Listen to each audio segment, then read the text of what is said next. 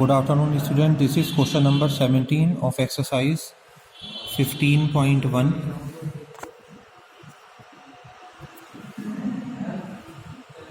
A lot of 20 bulbs contain 4 defective ones. One bulb is drawn at random from the lot. What is the probability of this bulb is defective?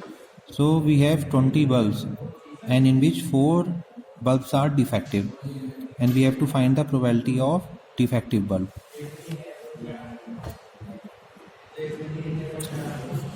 So the probability of defective bulb is 4 upon 20 because we have 4 defective bulb. So 4 upon 20 means 1 upon 5. Now in second part, suppose the bulb drawn is not defective and it is not replaced. Now one bulb is drawn at random from the rest. What is the probability that this bulb is not defective? यानी इसमें क्या है कि हमने one bulb निकाला randomly, one good bulb निकाला है, तो रिमेनिंग बल्ब्स कितने हो गए हमारे पास 16 माइनस 1 15, और टोटल बल्ब में से रिमेनिंग कितने हुए 20 माइनस 1 19. तो अब गुड बल्ब्स के आने की जो प्रोबेबिलिटी है, प्रोबेबिलिटी ऑफ गुड बल्ब्स, वो क्या हो जाएगी 15 upon 19. Now come on question number 18. A box contains 90 discs which are numbered from 1 to 90. One disc is drawn at random from the box. Find the probability it be a 2-digit number. अब 1 to 90 तक हमारे पास digits हैं. अब 1 to 90 तक जो digits हैं उनमें 2 digit number कहाँ से स्टार्ट होंगे, क्योंकि 1 से 9 तक तो सिंगल डिजिट नंबर होंगे. ये 10 से स्टार्ट होंगे 2 डिजिट नंबर. 10 से लेके 90 तक हमारे पास टोटल 2 डिजिट नंबर 81 होंगे. तो उसकी प्रोबेबिलिटी हो जाएगी 81 अपॉन 90 यानी 9 अपॉन 10, या 0.9 भी राइट कर सकते हैं. नाउ इन सेकेंड पार्ट, अब perfect square number. Perfect square number कौन से होते हैं, जैसे 1 स्क्वायर, 2 स्क्वायर, 3 स्क्वायर. तो ये सारे परफेक्ट स्क्वायर नंबर हैं. ये जो आए हैं 1 4 9 16 25 36 49 64 एंड 81. तो ये हमारे पास 9 नंबर हैं जो परफेक्ट स्क्वायर नंबर हैं. तो इनकी प्रोबेबिलिटी हो गई 9 अपॉन 90 यानी 1 अपॉन 10 या फिर 0.1. In third part, number divisible by 5. अब हमें वो नंबर लेने हैं जो 5 से डिविजिबल हो सकते हैं. उसमें 5 हो गया, 10 हो गया, 15 20. तो ये 5 का टेबल लिखना पड़ेगा हमें 90 तक. तो ऐसे ऐसे हम काउंट करेंगे तो ऐसे 18 नंबर आएंगे. तो इसका आंसर हो जाएगा 18 अपॉन 5 या फिर 1/5. Now we do question number 19.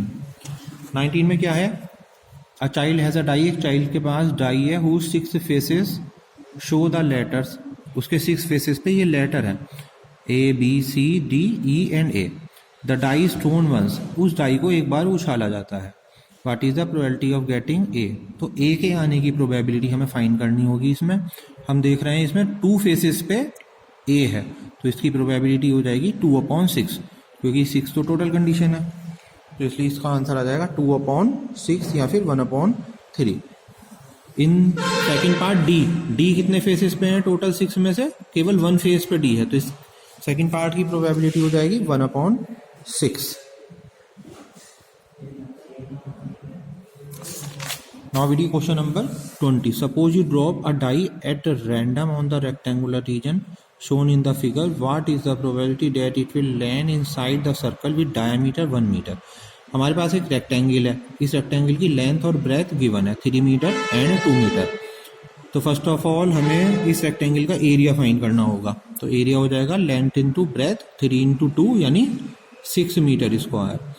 अब इन्होंने क्या बोला है, what is the probability that it will land inside the circle. अगर हम डाई को उछालते हैं तो इस सर्कल में आने की प्रोबेबिलिटी बताओ क्या होगी उसकी, जबकि इस सर्कल का जो डायामीटर है वो 1 मीटर है. तो जब डायामीटर 1 मीटर है इसका, तो रेडियस क्या हो जाएगी, तो रेडियस हो जाएगी इसकी 1/2. ये इतनी रेडियस 1/2 मीटर की होगी. तो एरिया ऑफ रेक्टेंगल है L इंटू बी यानी 3 इंटू 2 6. एरिया ऑफ सर्कल है पाई आर स्क्वायर यानी पाई इंटू 1/2 का स्क्वायर, ये आ गया पाई/4. अब हमें इसकी प्रोबेबिलिटी फाइंड करनी है सर्कल के अंदर के सर्कल के अंदर डाई आने की प्रोबेबिलिटी, तो एरिया ऑफ सर्कल, तो इसकी प्रोबेबिलिटी का फॉर्मूला बन जाएगा area of circle upon area of rectangle, यानी पाई/4 अपॉन 6। इस कंडीशन में जो 4 है वो नीचे आ जाता है डिनोमिनेटर के पास, 4 × 6 यानी पाई/24 इज द आंसर।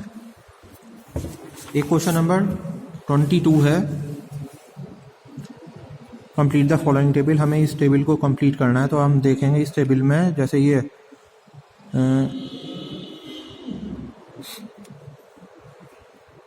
3 है तो 3 इसका आंसर आ जाएगा 2/36, फिर इसका 3/36, 4/36, 5/36, 6/36, फिर ऐसे ही ये डिक्रीज होने शुरू होंगे, 6 के बाद 5, फिर 4/36, 3/36, 2/36। इस तरीके से हमें इस टेबल को चेक करना है।